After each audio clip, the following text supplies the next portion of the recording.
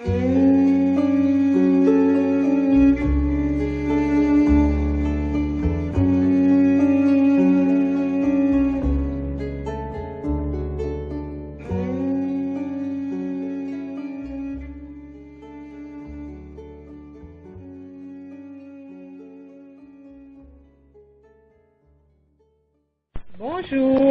Bonjour.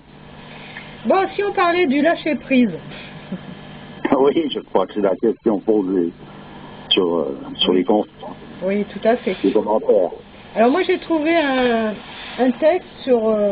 bon, c'est New Age, hein, parce que bon, c'est dans psychologie.com, mais c'est pas trop mal, tu vois, c'est les 9 vérités, on va dire. Donc c'est de Gilles Farcé, un disciple de Arnaud Desjardins, qui, je le dis en passant parce qu'on ne l'avait pas signalé à ce moment-là, est décédé en août dernier. Oui, c'est vrai. Oui. Donc voilà, je vais te lire ce texte et puis tu rebondiras dessus. Hein? Alors, le lâcher-prise, c'est s'accepter ses limites. À force de vouloir contrôler tout ce qui nous entoure, nous gaspillons notre énergie et perdons notre sérénité. D'où le fameux lâcher-prise. Une attitude intérieure d'ouverture à la vie et aux autres dont l'écrivain Gilles Farcé nous livre quelques clés. Comment lâcher prise? Il faut, paraît-il, lâcher prise, c'est en tout cas ce que tout un chacun peut lire ou entendre répéter dès qu'il est question d'une approche spirituelle de l'existence. Si cette expression a fait florès au point de devenir un cliché du développement personnel, ce qu'elle recouvre n'en reste pas moins confus. Elle est prétexte à bien des malentendus. Qu'avons-nous au juste à lâcher? Quelle est donc cette prise qu'il conviendrait de desserrer? Cette attitude est-elle compatible avec un positionnement responsable? Si oui, comment passer du concept à la pratique? Les enseignements de sagesse traditionnelle s'articulent tous autour de cette question. Nous pouvons donc nous tourner vers eux et y chercher des réponses qu'il nous appartient ensuite de faire nôtres. C'est ça le truc en fait du New Age, c'est de faire nôtre. C'est là où le bas blesse, non? Oui, disons que ça blesse de partout. À plein d'endroits. Ouais. Bon alors, entretien avec l'écrivain Gilles Farcé. Avant de prétendre lâcher, encore faut-il savoir ce que nous tenons. Au commencement de toute prise se trouve l'ego, une conviction, un ressenti dont tout découle. Moi, Pierre ou Paul, j'existe indépendamment du tout, séparé, seul face à l'autre, c'est-à-dire tout le reste, tout ce qui n'est pas moi et qui, étant autre, n'obéit pas toujours à ma loi. L'identification à ce très cher moi se paie au prix fort. Me ressentant séparé, je vis à la fois dans la peur et dans une illusion de toute puissance. Seul contre tous. Après moi le déluge. Telles sont en somme les deux croyances sur lesquelles se dresse l'ego. Lâcher prise, c'est abandonner une illusion, celle de la séparation. Ce lâcher prise ne sous-entend en rien une négation de l'individualité. Pierre reste Pierre, Paul demeure Paul. Simplement, la partie se reconnaît comme expression du tout, la vague se sait forme du grand océan et du même coup reconnaît les autres vagues comme autant d'expressions de ce qu'elle-même est au plus profond. Par un apparent paradoxe, l'autre à la fois disparaît, nul ne peut plus m'être essentiellement étranger et se trouve comme jamais reconnu dans sa différence existentielle. Le moi séparé cesse d'être l'étalon, la mesure de toute chose. Il n'y a plus de moi pour exiger de l'autre qu'il se conforme à mes critères. Le lâcher-prise se produit dès lors que le moi accepte de l'autre, de tout autre, qu'il soit autre. Voilà pour la métaphysique. Qu'en est-il de la pratique au quotidien? Le sens du moi séparé se maintient instant après instant par le refus plus ou moins conscient de l'autre, c'est-à-dire de ce qui est. Moi, je ne veux pas qu'il pleuve ce matin. Moi, je ne veux pas que ma femme fasse cette tête.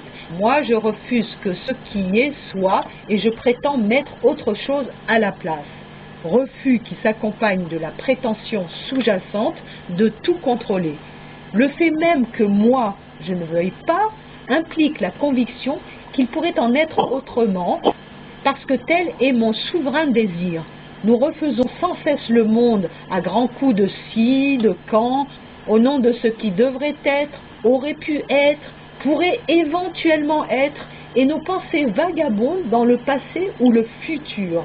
Il est bien rare que nous soyons vraiment ici et maintenant, alors même que nous ne pouvons en fait être ailleurs qu'ici et à un autre moment que maintenant. Quoi que mon mental prétende, je me trouve là où sont mes pieds. Si je pense au passé ou au futur, c'est toujours maintenant. Passé, futur, ailleurs, n'existe qu'en tant que pensée surgissant ici et maintenant. Ça aussi, le ici et maintenant, c'est très apprécié du mouvement New Age. Oui, tout à fait. Voilà. Voilà, ouais. Ben, disons que on est en plein dans le développement personnel, donc dans le New Age, ce qui n'a rien à voir avec le lâcher-prise sur le plan traditionnel, qui lui correspond à simplement une acceptation de ce que toute tradition exprime, c'est-à-dire se préoccuper de s'approcher le plus près possible de l'auteur de l'ensemble de la création et de lâcher prise à l'égard de la destinée, dans le sens que ne pas chercher à modifier son destin, mais de chercher à vivre son destin en conformité avec celui qui l'impose. Donc le libre arbitre consiste à, lui, se préoccuper d'aller rejoindre la pensée du créateur de cette destinée, de manière à pouvoir jouer son rôle en conformité avec sa volonté. C'est ça, le lâcher-prise au point de départ, c'est-à-dire pour être sur la ligne de départ. L'arrivée, on verra, c'est une autre histoire, mais là, voilà le point de départ. Ce qui veut dire que si on veut essayer de faire autrement, on peut s'amuser, on rentre dans ce cadre comme cette caricature de pseudo-métaphysique, etc. Ça n'amène nulle part, sauf au développement personnel, c'est-à-dire on raffermit l'ego. Oui, et d'ailleurs, tu vois, dans le texte que j'ai lu, on nous rassure tout de suite que, oh mon Dieu, ne vous inquiétez pas, ce lâcher-prise ne sous-entend en rien une négation de l'individualité, comme si c'était le souci premier de garder notre individualité.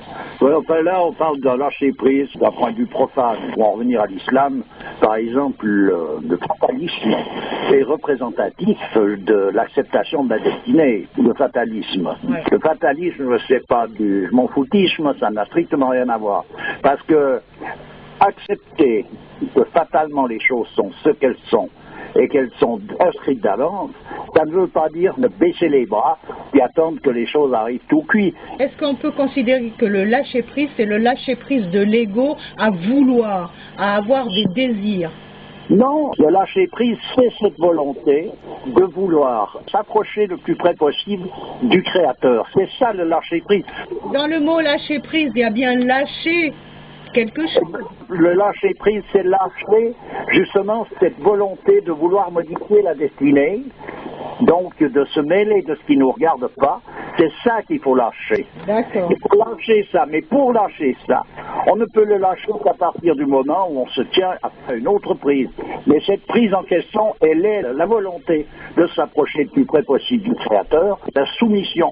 On se soumet à cette volonté. Un homme de prière, il est dans cette démarche de pouvoir arriver à lâcher prise s'il s'en maintient là. Parce que son seul travail et sa seule occupation consiste à chercher à s'approcher le plus près possible de Dieu. Plus il lâche prise à ce qu'il fera, plus il s'en approche, et plus il s'en approche, plus il lâche prise. Parce que les actions qu'il doit faire, il les fera de toute manière. Mais dans l'explication profane, on parle bien de refus qui s'accompagne de la prétention sous-jacente à tout contrôler. Donc on parle bien de ce désir de vouloir se substituer à une autre volonté. Oui, mais on ne parle pas de ça dans le même cadre, puisque c'est toujours une histoire d'ego à ego. Ce que tu dis, c'est évoqué là. C'est ça que je suis en train de dire. Non, là il demande de nouveau de faire. Il faut faire ceci au lieu de faire cela. Là il ne s'agit pas de faire quelque chose ou de ne pas faire. Il s'agit d'accepter la volonté de Dieu, c'est pas faire. Ça, c'est une acceptation, c'est un mouvement qui est totalement différent. Donc si tu acceptes ce que Dieu demande, tu ne te mêles plus de vouloir ou de ne pas vouloir. Et si tu veux ou si tu veux pas, tu le fais toujours en accord avec sa volonté, le mieux que tu puisses le faire. Le point clé de l'histoire, c'est l'abandon à Dieu. Il faut vraiment mettre en veilleuse nos velléités. Tu peux pas mettre en veilleuse les velléités.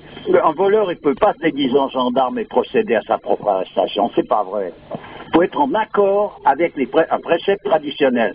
Qu'on soit dans une tradition ou dans une autre, on tombera toujours sur ce même cas de figure. Oui, mais il faut bien à un moment donné arrêter de vouloir.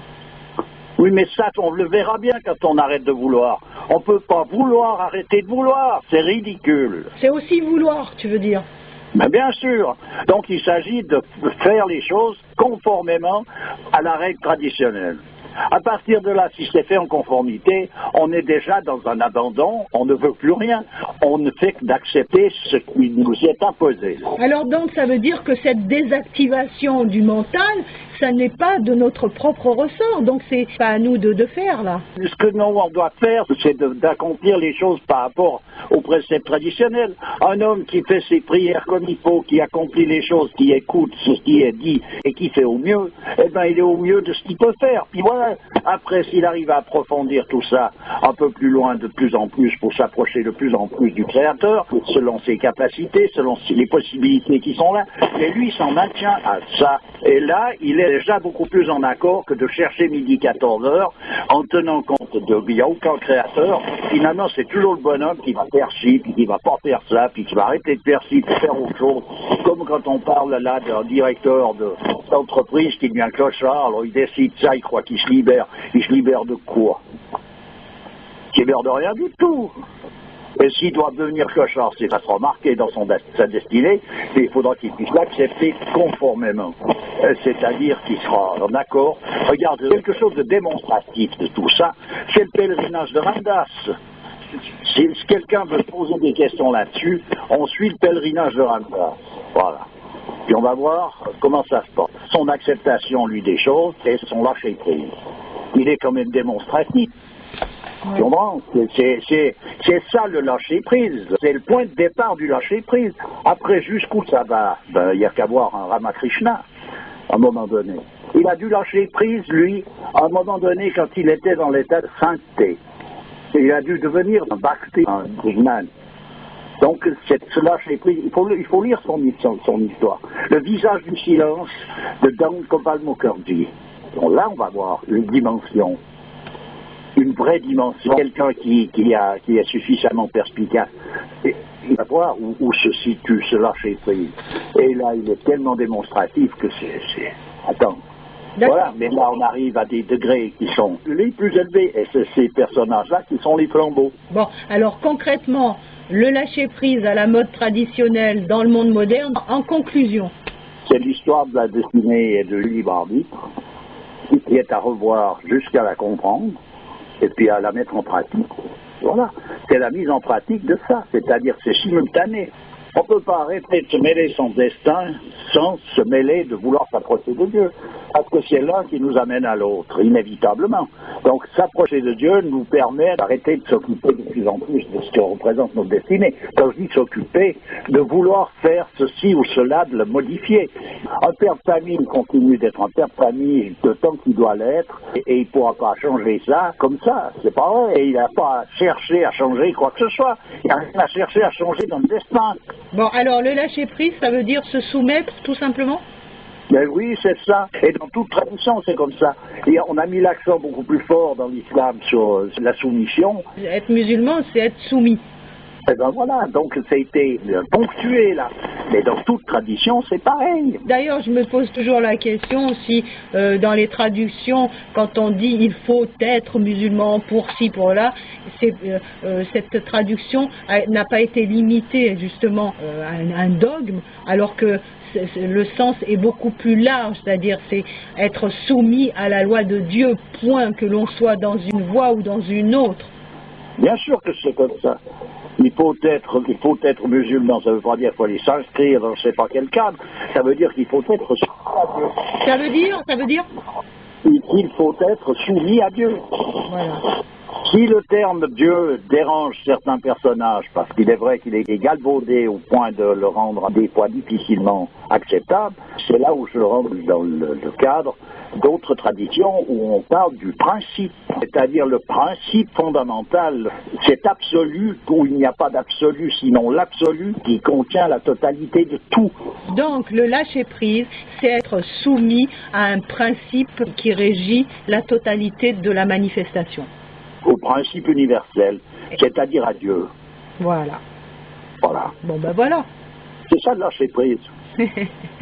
Alors après, jusqu'où il va, c'est la dimension du personnage, elle se démarque, mais un simple personnage, quand on parle de la foi du charbonnier dans le monde chrétien, tu vois, c'est cette foi toute simple, où il n'y a pas d'apparence de grandeur. Ça a une grandeur exceptionnelle, si on regarde bien ce que recouvrent les apparences. Alors le développement personnel, c'est de se retrouver plutôt dans une posture inverse, c'est-à-dire au lieu de se retrouver détaché de ce que l'on doit se détacher, on se retrouve dans un état d'indifférence. Les choses qui nous sont désagréables, on les a occultées d'une certaine manière, en les acceptant en apparence, mais en fait on est hors circuit, mais pas dans le bon sens. C'est une inversion. Le développement personnel, c'est l'ivresse des profondeurs par rapport à la notion même de la profondeur réelle. Dans un monde où on nous livre le New Age comme nourriture ou un dogmatisme complètement sclérosant, c'est sûr que le laïcisme n'a pas beaucoup d'efforts à faire pour gagner la partie. Mais je te dis, de toute manière, on peut tourner en rond indéfiniment. Il faut en revenir à ce qui est tout simple, c'est cette soumission au principe universel, donc cette soumission à Dieu, avec les démarches qui sont en rapport. Et voilà notre seule préoccupation.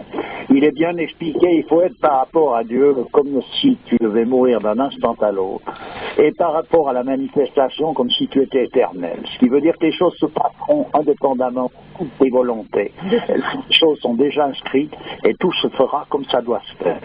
Et plus tu t'occupes de tes oignons, plus les choses se passent bien. Et puis ce que tu as à faire, ça conclut de toute manière, sans que tu sois mêlé de la façon dont on veut s'en mêler, c'est-à-dire de vouloir se mettre à la place en quelque sorte du Créateur. Oui, tout à fait. Et quand je parlais de laïcisme, en fait, je parlais plutôt d'athéisme, mais comme le laïcisme, c'est de l'athéisme militant, c'est à peu près la même chose. Oui, bien sûr. Ok, bah écoute, on va en rester là-dessus. Bah écoute, il y aura bien des suites à tout ça, mais voilà, bien insister sur cette... on en a déjà parlé à plusieurs reprises du libre arbitre, de la destinée. Il faut bien saisir ce que ça signifie et ensuite de ça, s'y appliquer en regard à une tradition dans laquelle on est participant. D'accord, voilà. Écoute, je te remercie et puis à très bientôt. Ben oui, à bientôt, toujours avec plaisir. Au revoir. Au revoir.